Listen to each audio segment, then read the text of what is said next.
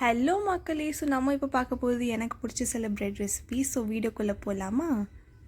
So first பார்த்தீங்கன்னா இந்த mushroom toast recipe. மஷ்ரூம்லாம் பிடிச்சவங்களுக்கு ரொம்ப விரும்பி சாப்பிடுவாங்க.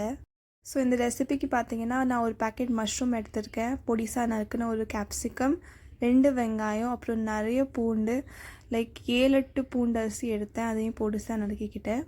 நீங்கள் எவ்வளோ பூண்டு சேர்ப்பீங்களோ அவ்வளோ டேஸ்ட் நல்லாயிருக்கும். அப்புறம் ஒரு பேனில் நிறைய பட்டர் சேர்த்துக்கோங்க. அந்த பட்டர் மெல்ட் ஆன பிறகு இந்த பொடிசாக நறுக்குன பூண்டு சேர்த்துருங்க. இந்த பட்டரில் அந்த பூண்டை சேர்த்தோன்னா வீடு ஃபுல்லாக நல்லா கமகமான வாசனையாக இருக்கும். அது ரொம்ப சூப்பராக இருக்கும். அப்புறம் இந்த பூண்டை நல்லா ப்ரௌன் ஆக்குற வரைக்கும் வதக்கிக்கோங்க. அப்புறம் நம்ம 2 வெங்காயம் பொடிசாக நறுக்கி வச்சதில்ல, அதையும் ஆட் பண்ணிவிட்டு நல்லா ப்ரௌன் ஆக்குற வரைக்கும் வதக்கிக்கோங்க. நெக்ஸ்ட்டு மஷ்ரூம் தான் ஆட் பண்ண போகிறோம். மஷ்ரூம் ஆட் பண்ண பிறகு நல்லா ஹை ஃப்ளேமில் வச்சுருங்க. ஏன்னா மஷ்ரூம் ரொம்ப தண்ணி விடும். அப்படியே நீங்கள் சப்போஸ் இந்த மஷ்ரூமை நல்லா லோ ஃப்ளேமில் வச்சு வேக வச்சிங்கன்னா மஷ்ரூம் தண்ணி விடுறதுக்கே ரொம்ப நேரம் ஆகும். ரொம்ப நேரம் எவாப்ரேட் ஆக டைம் எடுக்கும். அதுக்குள்ளேயுமே இந்த மஷ்ரூம் ரொம்ப சாஃப்ட் ஆயிரும். ஒரு மாதிரி குழன்னு குழஞ்சி போயிடும். அதனால் ஹை ஃப்ளேம்லேயே வேக வைங்க. அப்புறம் பார்த்திங்கன்னா இந்த மஷ்ரூம் கொஞ்சோண்டி தண்ணி விட்ட பிறகு கேப்சிகம் ஆட் பண்ணிடுங்க. அப்புறம் அதையும் நல்லா சாட்டே பண்ணிக்கோங்க. நான் இங்கே 1.5 சீஸ் க்யூப் எடுத்திருக்கேன். இதுக்கு நீங்கள் பால் சேர்க்கணும்னு அவசியம் இல்லை. சீஸ் க்யூபே உங்களுக்கு நல்ல ஒரு க்ரீமியான டெக்ஸ்டர் கொடுக்கும். அப்புறம் நான் இங்கே கொஞ்சோண்டி உப்பு சேர்த்துருக்கேன். ரொம்ப உப்பு சேர்த்துடாதீங்க, ஏன்னா சீஸ் க்யூப்லேயே நிறைய உப்பு இருக்கும். Next pepper powder, chilli flakes, அப்புறம் ஒரிகானோ இதெல்லாம் நல்லா சேர்த்து கிண்டி விட்டிங்கன்னா உங்களோட சிம்பிளான மஷ்ரூம் ஸ்டஃபிங் ரெடி. அப்புறம் ஒரு பேனில் நல்லா இந்த ப்ரெட்டை 2 பக்கமும் நெய் போட்டு சுட்டு எடுத்துக்கோங்க. நல்லா ப்ரௌனாக கிறிஸ்பி ஆகிற வரைக்கும் சுட்டு எடுத்துக்கோங்க.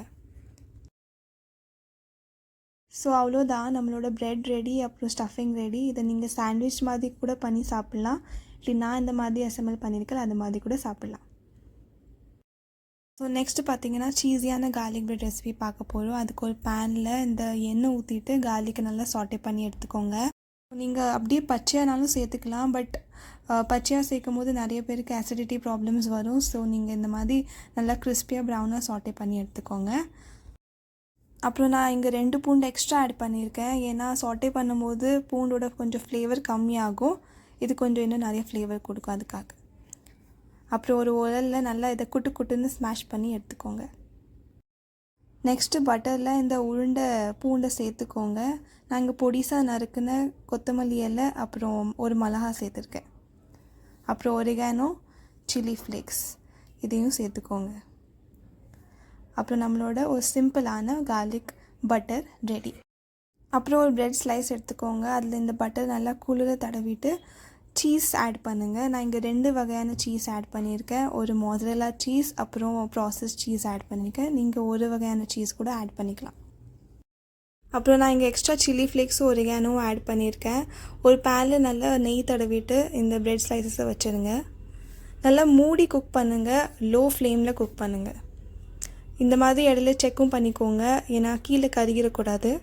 அப்புறம் சீஸ் நல்லா மெல்ட் ஆகின பிறகு நீங்கள் எடுத்து சாப்பிட்டிங்கன்னா சூப்பராக இருக்கும். நம்மளோட சீஸியான சூப்பரான கார்லிக் ப்ரெட் ரெடி.